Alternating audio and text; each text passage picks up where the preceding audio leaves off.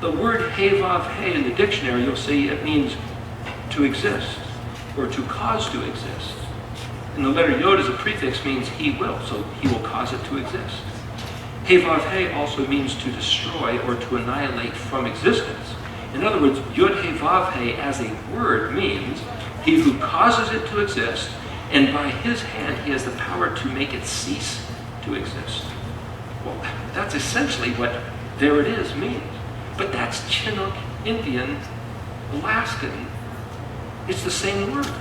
And it turns out that the Cherokee Indians, the name of their almighty, their deity, virtually is the same word of Yahweh, Yahuwah.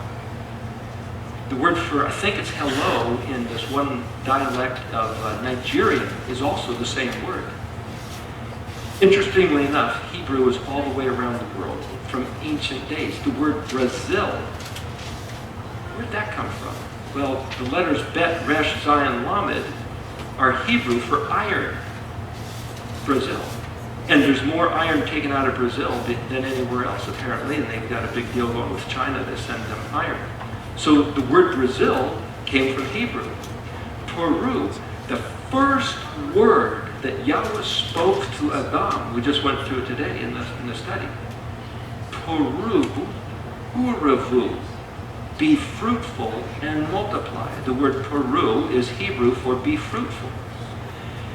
Solomon's ships went to a place called Ophir, O-P-H-I-R. You look on a map and Ophir is in Peru. There might have been other places, but that's where he got all his gold. Peru was a place raided by the Spanish during the Cortez and all those guys because it was so abundant with wealth. So what I'm saying is, well, here's another one. Oregon. Went to live up in Oregon City at the end of the trail, and they had this museum and said nobody knows where the word Oregon came from. Indians don't claim it. The settlers didn't name it that. What's it doing there? Why is it called that? The word for light in Hebrew is aleph vav resh, or. If you put a yod at the end of the word, it's ori, or my light, or that thing which has within itself light. And then the word for gan, as you mentioned, gan edan, gimel nun, is the garden. So my light garden, or garden of light, is the word Oregon.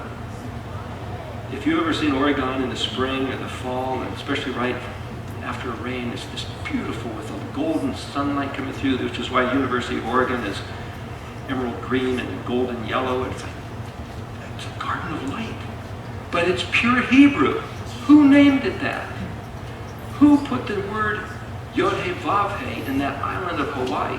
Furthermore, I-O-W-A. Yahweh. Don't mean Iowa. It's the same word. How did his name get right in the middle of the heartland of this nation? When you start looking for these things, they're all over the place. You know, it's kind of like when we're little kids going on an Easter egg hunt, right? You know, the parents get out there and they hide things, little plastic eggs and put candy in it or whatever. And then when we got older, whether you have candy in it or not, there's something fun about the hunt. So you hide it, and then your younger brothers and sisters would go look for it. Hey, But you see, Solomon said, it's the glory of Elohim to hide mysteries, and it's the glory of kings to discover those mysteries. But the word kings can also be, the word melech, memelam kaf, also means one who takes counsel. So it's not just, just the kings. I mean, typically kings were people who had a lot of wealth, they could afford to go to college, they had books, and they had people talking to them. It's not just kings, it's ones who takes counsel. Any of us can take counsel. It's not a restrictive verse saying, well, you got to be a king if you want to fit into that. It's like, take what counsel? I'm going to show you here a little bit of the playing around with the Hebrew that I'm going to get at more so. The word for king, melech, mem, lamed, kaf. Lamed kaf, there's a parashal, lech lecha, which means get you out or go. Lecha means to you, or this is for you. Actually, if the lamed as a prefix can mean by, as in a psalm written by David would be lamed, dalet, vav, dalet.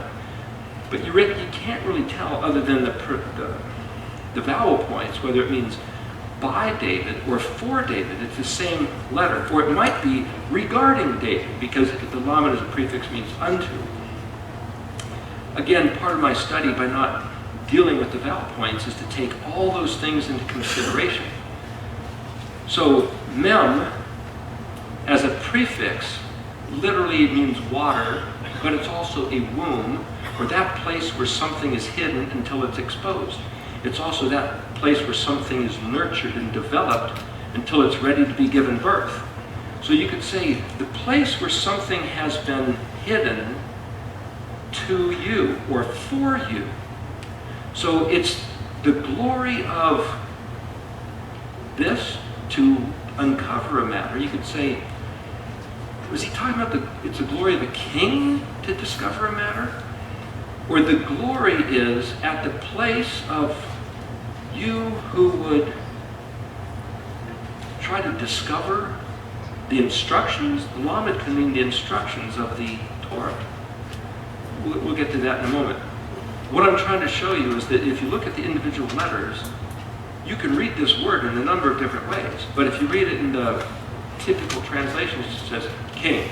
It's like, well, I'm not a king, I guess it doesn't pertain to me. Or, gee, why do those kings get all the good stuff all the time? It's like, it's not just for the king. It's for someone who would go to look for the hidden instructions of the Torah that were given to you as a gift. How do I get that out of there? I'll show you in a moment.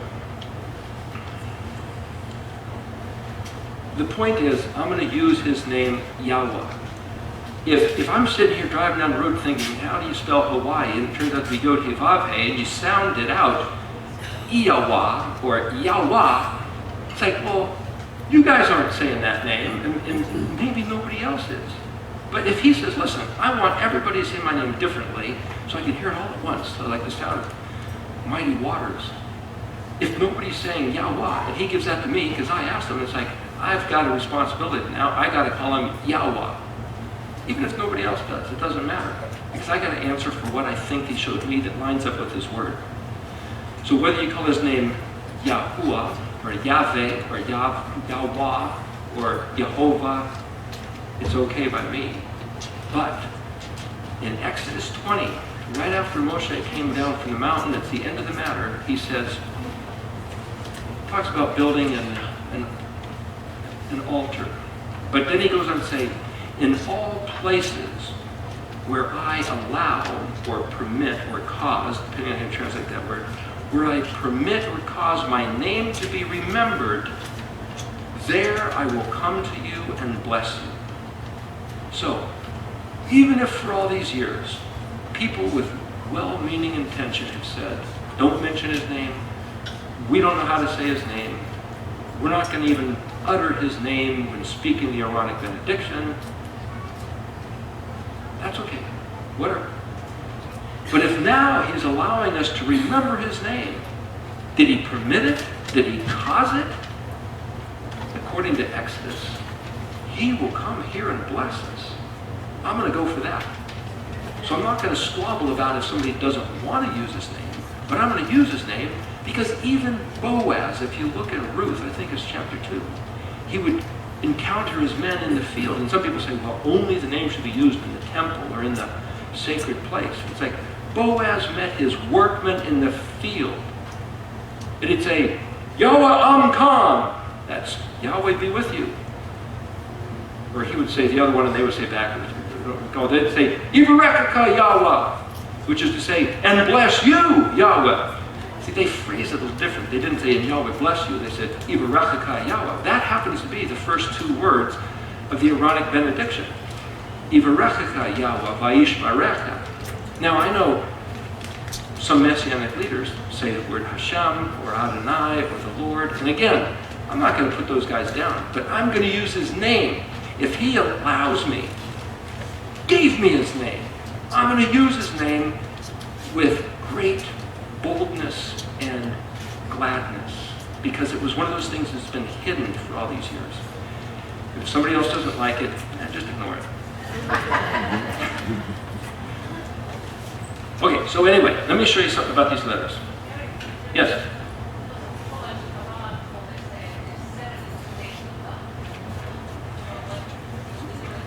Some of these 72 names, they're not necessarily all Yud He Vav He. In Genesis, I think it's around 15 or so, Avraham refers to him as El Shaddai or as El Elyon. Well, El Shaddai, the word shad, actually is a female breast. So you could say El Shaddai literally means the god of the breasted one. And then you get this picture in India where they have this Hindu goddess, I think, a multi. And it's like, yeah, is that where they get that from? Maybe, but what does that got to do with the Almighty? The same word shad also means a devastated field, like airplanes come in and bomb the thing where there's nothing left. It's absolute devastation. The word shad also means a chest of drawers. You look at the dictionary. Here, let me show you this. I've looked at many dictionaries, trying to find a good one. This one here, the Hebrew Nation radio station happens to have these. You can also, it's published in Carta, Jerusalem. You can get it online from them. A place called Eisenbronze is the American distributors of it. A friend of mine bought a number of them up in Portland. The list price is 92 bucks. He's selling them for, I think, 75. I'm not sure how many he has left. He might have 50 left or something. They're normally, people bought them for like a couple $100 on the internet. Just so you know, this is the best dictionary that I've found. It's not 100% comprehensive completely, but it's really good. Anyway, if you want to look what a word means, you have to know the Hebrew. You have to recognize the modern Hebrew letters. You can look up, and if you want to say, well, what does Shaddai mean? You look up Shin Dalet. Yod at the end of it as a suffix can mean my shad. Well, you'll find that Shaddai is like on a mountaintop. Remember as a kid seeing the movie Guns of Navarone? And these German guns, you know, nobody could even get close, so they had to send some guys to blow it up. The concept of these guns of Navarone is Shaddai. You've got these cannons up here, and it'll just wipe out everybody. That's Shaddai. So they say, well, that's like so mighty and powerful. El literally is translated as God, so it's the most powerful God, or Almighty. Whereas Elyon means the highest. So El Elyon is the Most High, or God Most High. Interesting about that, by the way, this etymological dictionary. So what that means is that they tell you where the words came from. And this particular guy, Ernest Klein, there's a bio of him here. You can read it if you want. This is Kenny's book, so if you mess with it, you got to make sure you keep it clean, please. I got to give it back to you. But anyway, it'll tell you that certain words came from or related to Akkadian, Ugaritic, Assyrian, or Syriac, or Canaanite, or Greek, or Latin. But here's the thing, which I'll get to in a moment. I believe ancient Hebrew to be the original language on the face of the earth.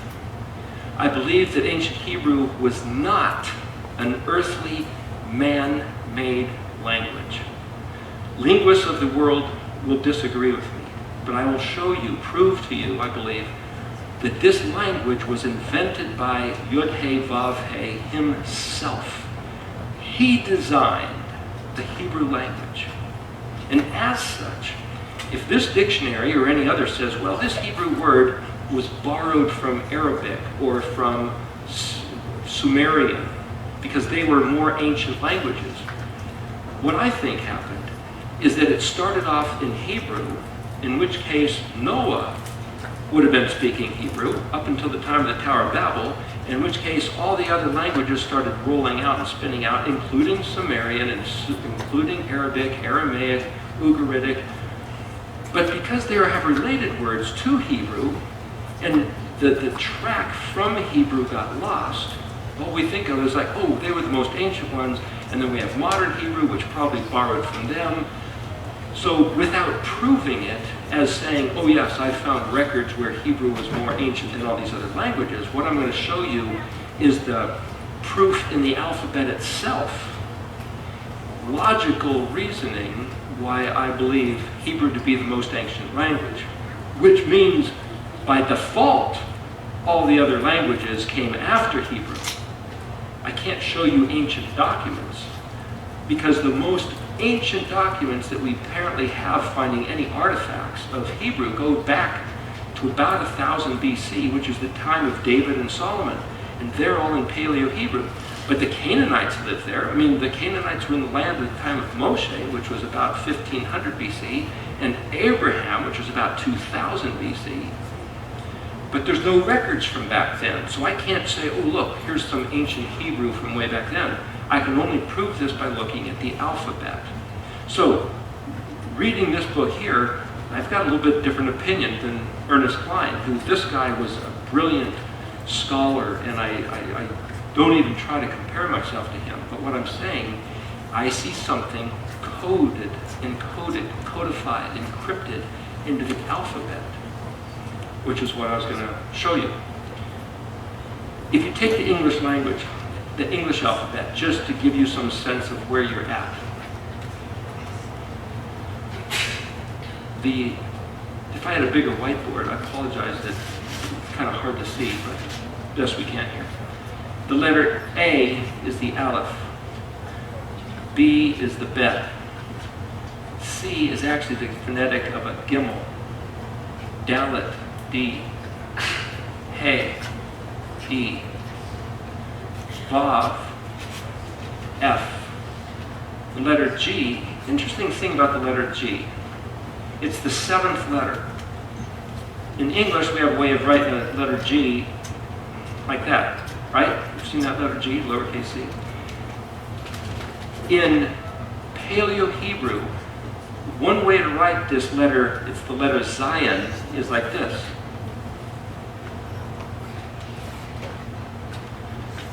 What's that got to do with anything? Well, it's a plowshare. You see, if you hook this up and drag it this direction, you'll scratch, plow furrows in the soil behind it. You see that? It's like pulling a rake. It's teeth of a rake. This is a discus. It's discs that you plow the field with, making furrows. It's a little bit more modern than just two scratchy teeth, but it's the exact same letter. Now, in Japan, if you look on the internet for what's called the Gion Festival, G-I-O-N, Gion Festival, it's in a place called Kyoto, Japan. Every year they have a celebration for about a month in June or July. They've had it for centuries. They always go and have a parade through the street. But the interesting thing is that this parade has Middle Eastern motif. Pictures of people with palm trees and camels. Why Middle Eastern? Well, they didn't know about this, but somebody went from Israel, some kind of an ambassador, went there and started looking through the records, and it turns out that where we believe, according to like Stephen Collins' research, that a lot of the Israelites, when they were captured and they cut loose out of Assyria, they went up through Europe, off into England, jumped over to America, went to the Iberian Peninsula of Spain. In fact, Iberia, Spanish Peninsula, the word Iber is Hebrew. It's the Hebrew Peninsula, same exact word. Anyway, but a bunch of them went to the east. So a bunch of the tribes of Israel went up through Mongolia and Tibet into China, Korea, and at least 3 waves of them have being chased out from other places is documented of going into northern Japan. Well, this word Gion is actually the letter Zion. In Paleo, it's shaped like this, and it's pronounced like a Z. Well, the interesting thing, the letter Zadi, which is another letter down here, in Paleo it's shaped like that, is actually pronounced as a TZ. So when you get Mount Zion, it's actually this letter. But because of sloppy phonetics, Isaac Moseson talks about this in one of the books he has, it's pronounced as a Z. So the confusion where the TZ, the Zadi, becomes the Z, which is actually changed to the letter G, is the same word as the Zion festival, which we think of in Hebrew as Mount Zion. which is why they have all these Hebraic-looking things in their parades, because it was from their ancient ancestors, and some of them actually believe that the Ark of the Covenant is kind of in this cave up in this mountain in Japan. And for the Japanese connection, the first commandment given to Adam, besides naming the animals, was to shomer the garden. In Hebrew, Paleo, it would be Shin, Mem, Resh. Shomer. In Japanese, my guard, it means watch, keep, and guard. My guard, the king's guard, is the samurai. If you put a yod at the end, it's shamri, which means my guard, or I have kept watch. Samurai. It's pure Hebrew. Again, it's like going on a treasure hunt. Like the Easter egg thing, looking for this here, looking for that there. It's the glory of Elohim to have hidden it and scattered it across the face of the earth, and we're on this treasure hunt to find it. It actually thrills me to find stuff like this. And I'm trying to show you there's gold out there, as it were. I was just up in Sonora, that's gold country. When they first got there, there was nuggets of gold laying across the ground. They just could pick it up. And then they had to go through sifting through the water, and then they had to start digging with pickaxes, and then they started having to dig mines and blasting with water, 100 years ago. But there's more and more, and there's still much more there. So the easy stuff maybe has been found. But I'm telling you, if you have any taste for Hebrew, there's a lot of stuff to find. Isaac Moses has revealed a lot of stuff. But I'm going to show you, I'm going to try to give you, if you say, I have no taste for Hebrew. Well, an appetizer is supposed to, get your taste buds going. I'm going to try to show you why Hebrew is such a big deal. I'm going to show you the letters of the alphabet here, key to the English. And then I'll get rid of the English and write the Hebrew letters up there. And then I'm going to show you something about the Hebrew letters, why this is even something to talk about. Spend a day sitting here learning about it.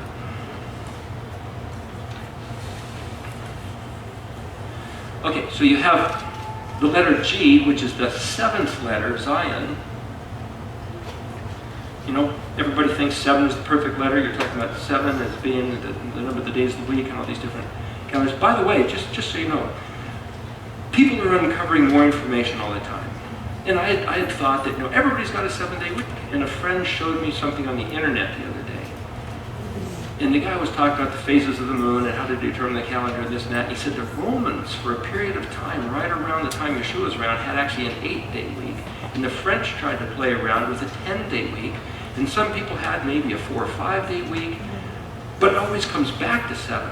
So just to offer another perspective that I didn't know about, it's like other cultures have tried to have other numbers of days in the week. And for some reason, it just didn't work. And so it comes back to 7. That's even more interesting to think that they never did try, But anyway, the letter H would be the letter Het. This is one letter which is difficult. And because it's so difficult, people anglicize it or turn it into some cheap throwaway knockoff version by calling it a CH, as in Chanukah. Some people even call this the letter Chet. It doesn't do it. Now you can say, come on, I'm not Hebrew, don't worry about it. Picture the sound if you take a shovel and drag it along the asphalt. What sound would that make? That's the letter sound right there. See, it's not too hard. Everybody, it's too hard to make that sound. It's like, interestingly enough, for some reason I was looking up a certain word for sepulcher. Sepulcher is a tomb, right? And so I have this old English dictionary, and I was looking into the word S-E-P-U-L, and hey, that's like Sepulveda, out there in the Sacramento Valley. I used to live out there. But it's not only a grave, it's the sound of a low gravelly voice. If you were to take a shovel and stick it into gravel,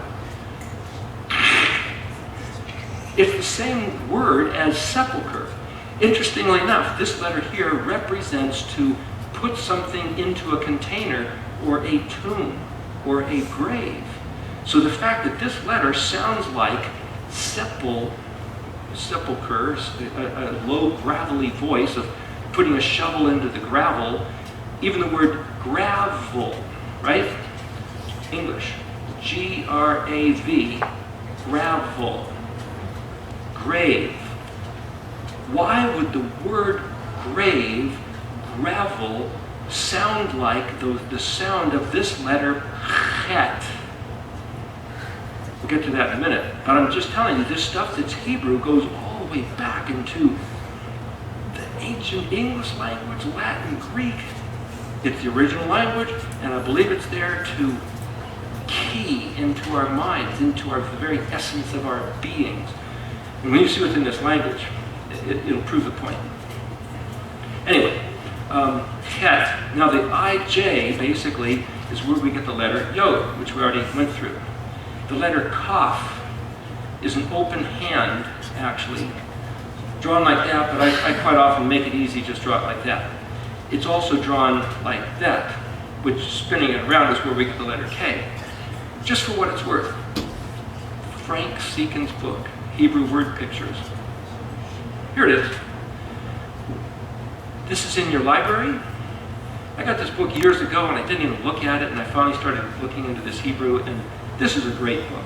It's very elementary. This is, I think, his third version. I have his first one, which almost looks like for elementary school. This looks like it's probably quite a bit more advanced. He has a new one that's even more developed.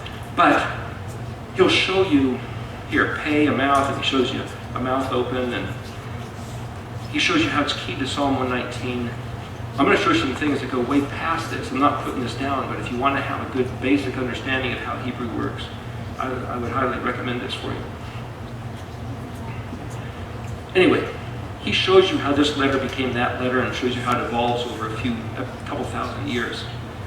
It's our letter K. Lamed is kind of a backwards letter, J, M, Nun. Mem is like water. Nun, I'll go into the shapes of letters in a few minutes. O is it would be the letter ayin, Pei, P for the mouth, Q, the letter kuf, R, the letter resh, S, the letter shin, Tav, the letter T. Well, that's the end of the Hebrew alphabet. What about UVW?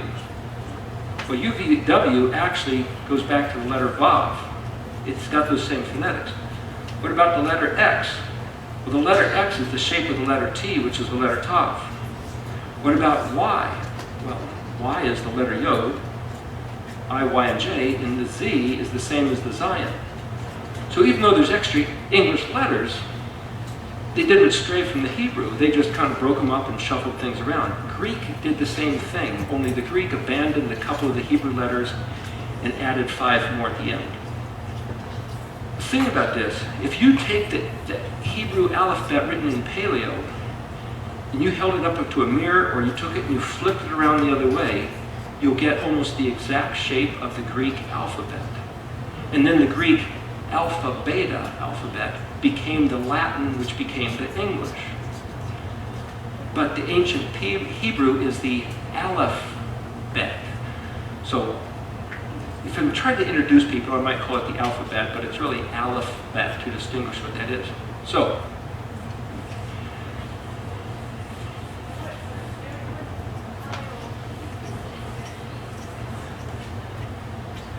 okay.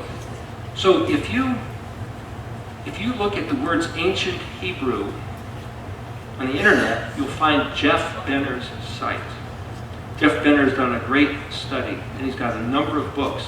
He has a completely different lettering style than what I have, and he calls his ancient Hebrew. If you look in Frank Seekin's book, you'll find that there's also Proto-Sinaiticus, Proto-Canaanite, all these different terms, basically kind of trying to deal with different eras. Like, okay, this one is maybe from 2000 BC, this one from 1000, this one from 1500, this one from 500, this one from... So they try to give them different names based on different eras of finding actual artifacts. A chunk off a piece of pottery, or something scratched on a wall, or a fragment of a Torah scroll maybe. In fact, there's a Torah scroll, the book of Leviticus, Vayikra, which was found at Qumran in the Dead Sea Scrolls. And if you look at that style of writing, it's a little different. And sometimes it might be that just the scribe who's doing it happens to write it in a certain way, and that's his penmanship or whatever. But there's a number of different styles of each letter. What I'm going to show you here, what I did, and again, this is just the illiterate way to read, is I took out of any one of those possible letter shapes, I took the